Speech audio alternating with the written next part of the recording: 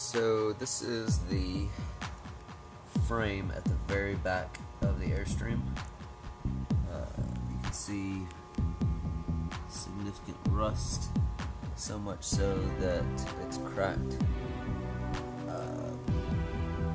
right there and completely gone there. Pretty much the whole backside is just nonsense. The problem is that it's also in that corner of the this long piece that runs this way. That runs up the length of the trailer. So I don't know how to weld. I don't know what to weld to, since both pieces look pretty bad. This C-channel looks pretty bad. I've been able to stick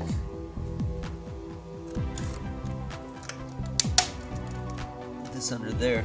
So this this sort of tray thing here is supposed to be the base wall, I guess, where the insulation sits, and I'm guessing that it's supposed to be flush and level. This drops down about 30 degrees on this edge. So when I do this, I can lift up on it, but what you'll notice is that the frame there at the bottom, because it's rotted or rusted, just moves. So when it goes back down, nothing's actually resting on it, nothing's actually supporting it. Probably means there's a lot of pressure over there. See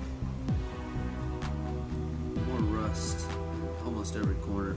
I don't know how far back it goes. Rust down there to where there's a hole. So I'm not sure what the next step is.